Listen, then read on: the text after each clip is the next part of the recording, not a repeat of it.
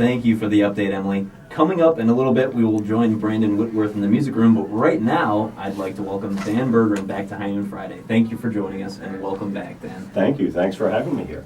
We're excited. Absolutely. I love your Fredonia radio shirt. Oh, thank you. We are rocking the shirts as of, I don't know, 2 years ago. We should have planned this better, Jason. Yeah, we should have coordinated. Yes, we should have. But Dan, you were on last year. What have you been up to since your visit last year? Lots of concerts. Sometimes they're small house concerts, and sometimes they're big festivals. Just this past summer celebrated the 25th annual Adirondack Folk Festival in a little town in the Adirondacks, Schroon Lake, New York. I'm just having fun. Every once in a while I get to play music with my old friend and now neighbor in the Ballston Spa area, Chris Toronto, who will be on later in this show, and writing some new songs.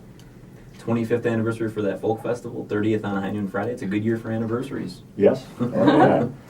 That's right. High Noon. 30 years. And That's crazy. I'm so tickled that people like you and the producer and the whole staff is still keeping it going.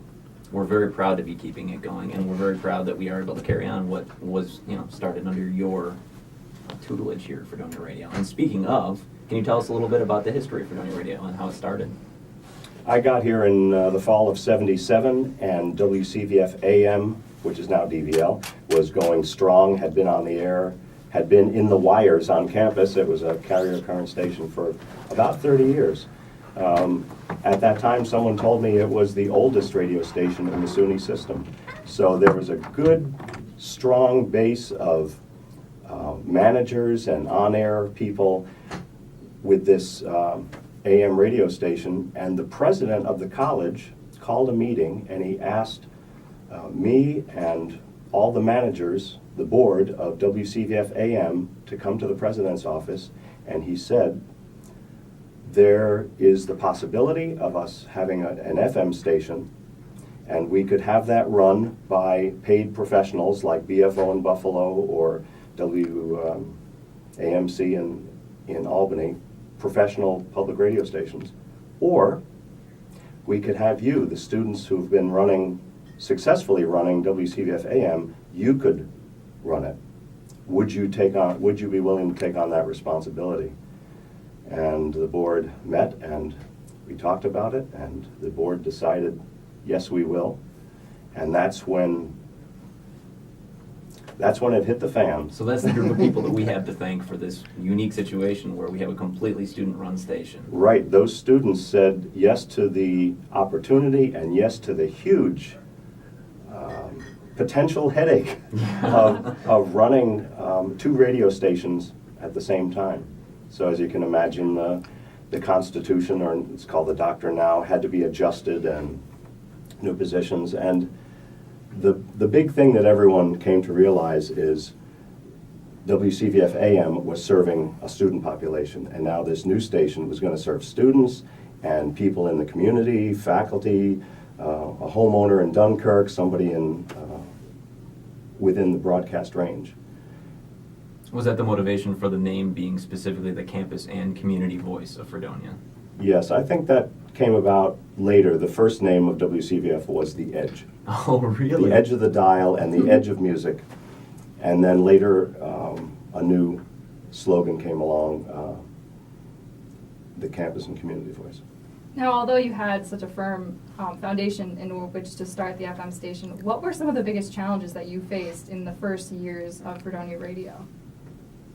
Getting listeners. Always a challenge. To go from 0 to 60 in a few seconds. Yeah, getting the word out, getting listeners, and all the people who already had shows on the AM, seeing if any of them wanted to do a show on the FM. Of course, every year new students coming on board, and they don't know when it was only AM. They know that there are two stations, and musical tastes led some to go to one or the other. And remember, this was when the drinking age was 18, and one of the biggest sponsors was a brewery in Dunkirk called Cook's Brewery.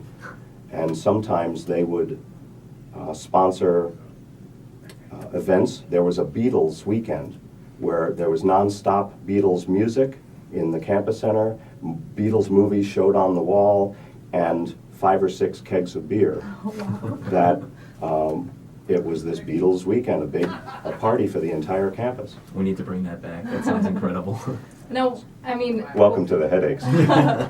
Well, you mentioned there was differences between the AM and FM station as far as DJs preferring one over the other. What were the differences in formats in the early stages of both stations?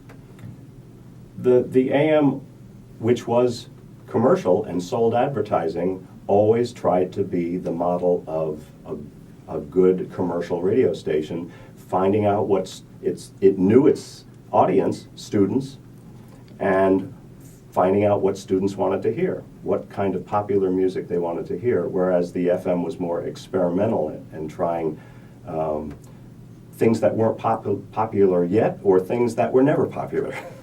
The eclectic mix that it probably still is today. Yes, Yes, absolutely. definitely.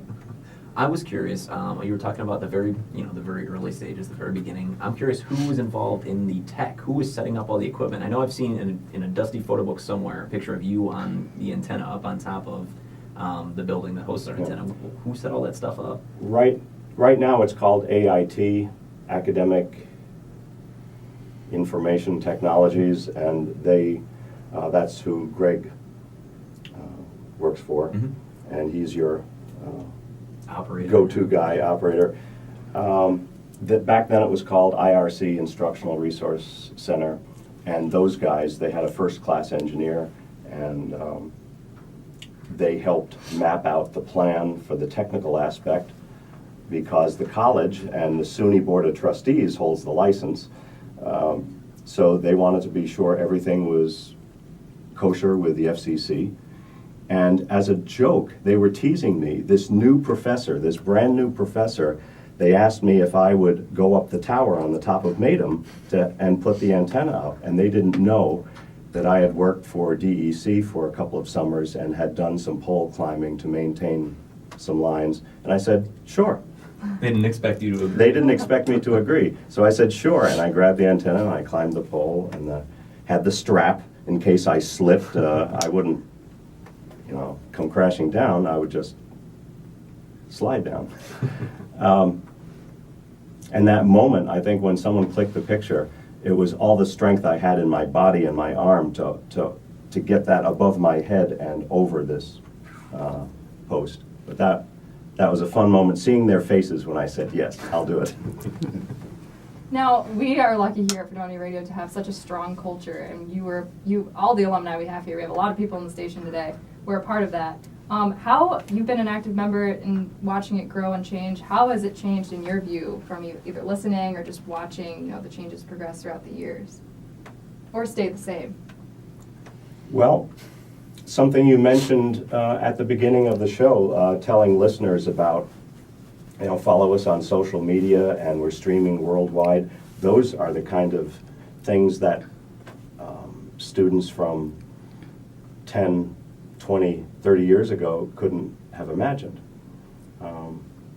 Being able to do live remotes from anywhere in the world with a cell phone. When I first came here, the reel-to-reel tape recorder was the way you got actualities. Taking a reel-to-reel to some professor's office and interviewing them, and then coming back and cutting up the tape and getting it on the air as soon as possible. Then to portable cassette recorders, and then mini disc recorders, and then micro. I mean, the technology has just been flying. That's a big change, big difference. Do you think the technology has changed how we're producing our content? Not just how literally, but as in what we're producing, I should say, the content that we're actually making. It does in this sense that it makes more things possible, that you could come up with an idea 20 years ago and it might be really hard to pull off. It would take too much equipment, or we didn't have a live remote. We'd like to do something from Dunkirk today or this store, but we don't have the equipment. We weren't able to get to the phone company and get lines. Plus, putting those dedicated lines in for this live event costs money. And now it just opens the opportunities. So the question is, are students who work at the radio station up to the opportunities? Because the opportunities are endless. Now, you talked about this Beatles festival that they had. Are there any other either weekends or events that you had that the radio station was a part of that really stick out in your mind as something that you'll never forget? Rock and skate. It's all posters sort for of- that around, yeah. Sort of like Rock in the Commons, but it was raising money for a good cause, and just having people skate at the ice rink, and whatever money they paid went to this cause. Maybe the radio tree. Oh, thank you for bringing that up. This grew out of a High Noon Friday session. Every week we'd meet after Monday afternoon and talk about the previous High Noon Friday, what worked, what didn't work, what do we need to improve. Then the most of the show was spent on what are we going to do this week? Did you get that guest lined up? Are there special features that are going to be this week? And then look at the long term. And someone looked at the calendar and said, oh look, Friday, High Noon Friday falls on Arbor Day. Let's plant a tree live on the air, and everybody laughed. Now, as you know, a good brainstorming session, you just let the ideas fly. You don't shoot down something, because several steps down the way, a really marvelous thing can blossom out of what sounded like a silly idea. So everybody's laughing. Yeah, let's plant a tree on there. Yeah, we could even have the president of the college say something, and well, it all came true. Somebody asked Building and Grounds if they'd plant a tree. Somebody asked the president's office if he would come and say a few words. He had been a historian before he became president, Donald McPhee, and he said, oh sure, I'd love to come and do that. Then we went to the monument, the tombstone place downtown, and said, would you create a tombstone, a special piece of marble that says WCVF Radio Tree and the date? And I believe it was the first live remote outdoors. Mm-hmm. So we're all outside by the tree with a little mixer, and that was the reason it got videotaped, because the live video was going inside, so the engineer what was going on, so he could see who was talking and when somebody sat there with a mixer, and it was wonderful. And where exactly is this tree? Between the campus center and Gregory, and it was the only thing in that area. There was no big flagpole like there is now, and people come back now and have their picture taken with the radio tree. It took every part of the radio station to pull that off. Promotion, engineering, the AM, the FM, news, and that's what High Noon Friday was about from the beginning. What can we do, besides serving the community, what can we do that will engage every member of what is now Fredonia Radio Systems? Now, we've already talked about how the station has changed and how technology has been a big part of that. Where do you see the future of not just Fredonia Radio, but all radio going, in years to come? That's a question for you guys. That's in your hands. As things get fragmented, and there are satellite radio channels, and people creating their own streams,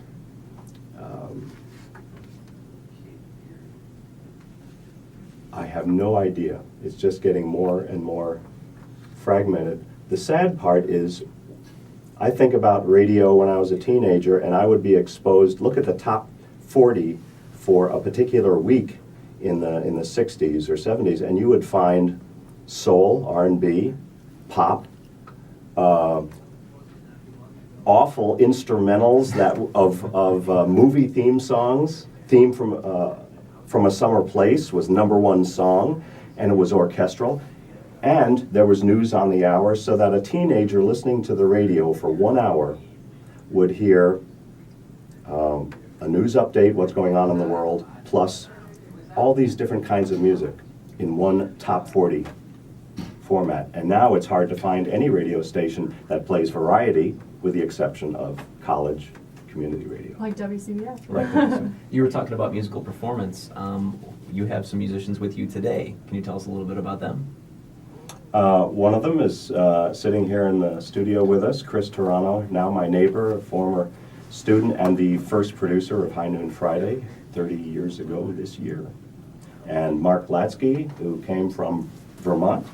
Yes, he did. And Eric Simonson Eric Simonson. from Scenic Albany. And you'll all be performing, I think, at the end of the program? Yes. Excellent. Awesome. Well, thank you so much for sitting down and talking with us today, and we look forward to having a great alumni weekend. Thank you for keeping High Noon alive. We will continue to do so.